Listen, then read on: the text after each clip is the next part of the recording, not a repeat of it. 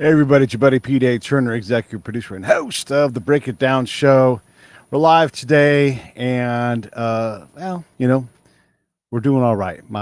For those of you who don't know, my brother passed away on Thursday, and ever since then, my life has been a bit of a blur. Trying to set up arrangements, help my family navigate through it. Of course, being my brother, we had that talk long ago. If he goes first or if I go first, who's going to do what we want to do. And so I've got sort of this tasking from my brother from the great beyond to help get his family through this time of transition. And I guess actually, let me put this thing up here. If you're interested in helping and supporting his family, a lot of the support's there. My hometown's great. I've got a lot of friends, wonderful people in my contact list that all understand this and have offered unconditional support. So if you're interested and you want to know the best way to support us, one is to share our GoFundMe, and two is to maybe put a little bit of money in the GoFundMe link. If you can't find it, if you don't want to type it in here, you can DM me, you can email me, you can call me, text me, whatever it is. Go to my Facebook page. It'll be there as well. And it shouldn't be too hard to grab. But we're trying to get the family over this rough patch so that they are financially, at least stable. We're not trying to make them millionaires. But we're just trying to ease the financial burden as they try to figure out what's next. And you can't replace my brother. It leaves a massive hole. But I think that there's a small financial burden that we can all handle if we chip in on it. And this is what we all do for each other, right? We $100 here, $500 there, some time here, help me help you out. That's what we're looking for. So if you are in a mind to help us, the GoFundMe link is on the page there, and GoFundMe link's on the page there, and we'll get that. This show is not about my brother's passing. We'll do something on that later, but this show is about a book by a guy named Simon Morley, and I'm hoping that he's going to show up here. He's in Korea, so there's a bit of an international time lag thing. So I believe we are all set and ready to go, but I guess we have to kind of wait and see how this goes. But if nothing else, I wanted to check in on the thing about my brother Eric and try to at least give some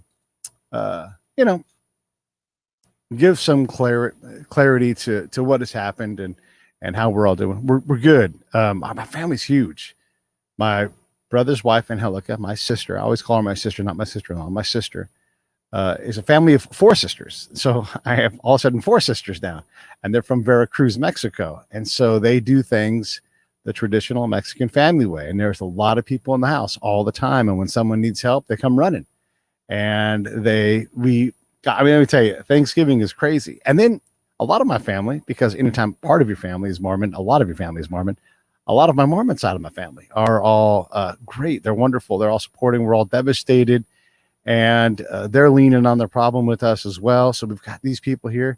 Then I have my military family, the veterans, because Eric was a Marine as well. And I got to tell you, the Marine side and the veteran side in general has been great. People are sharing the fundraiser, and the number is slowly going up. And I just can't tell you how much we appreciate it. And really, like, hugs, condolences, love, all these things. It's all making a difference. And again, the best way to help are the donations. A small amount of money is fine, and a big amount of money definitely fine.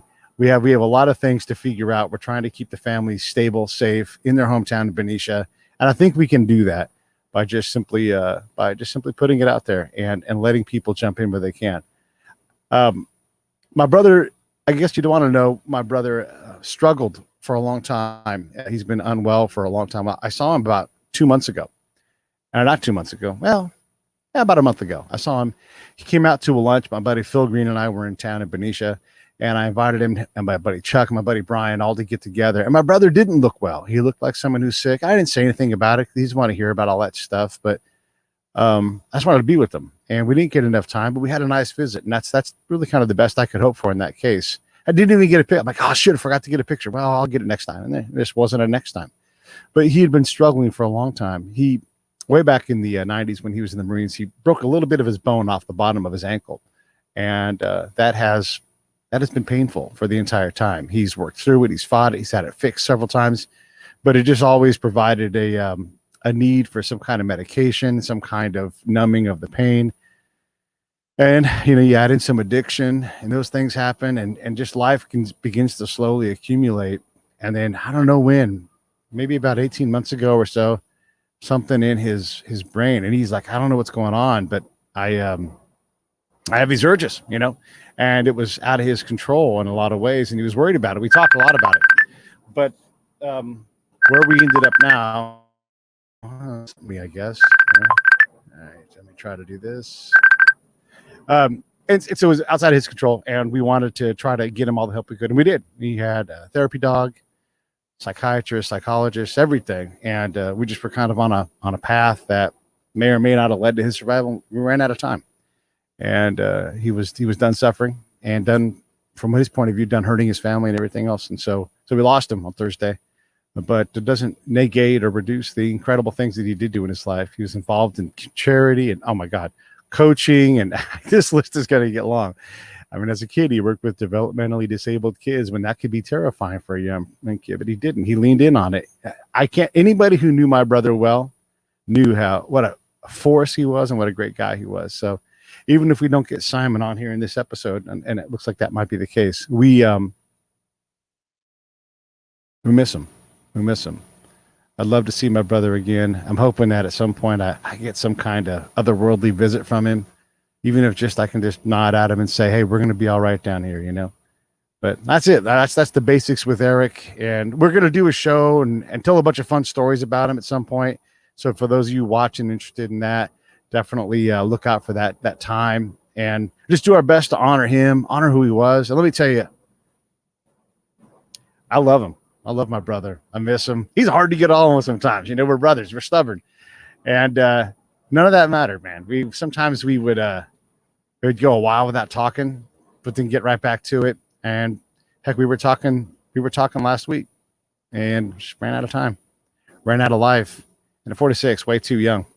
And just a reminder to all of us. And one of the things I like to say is if you have someone, you just can't get enough of them right now, go get some more of them, because we all need that. We all need that pick me up. We all need that help. Don't wait till someone's at the end of their rope and expect them to reach out. That's too late. They can't reach out. They're holding on for dear life. We got to get people before then. So spend time, get off the couch, get off the TV, get off the internet, get off those, and go out and live and interact and fellowship with other people.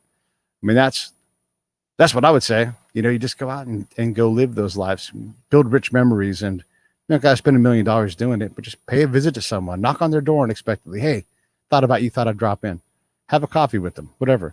Spend that time with people. Might make a difference. Might make a difference for you, might make a difference for them. Maybe you meet somebody else and it makes a difference in their lives. But I can't tell you how hard this is going to be for me, for my nephew, my nieces, and my mom, and Helica, the sisters. Just the list goes on. I didn't even finish listing all of my different people in my life that have touched me and been great about this. So I won't go on too long. I'm not sure what's going on with Simon, but we'll reschedule this. But if nothing else, this is just the update. We're sad to report the passing of my brother, way too soon.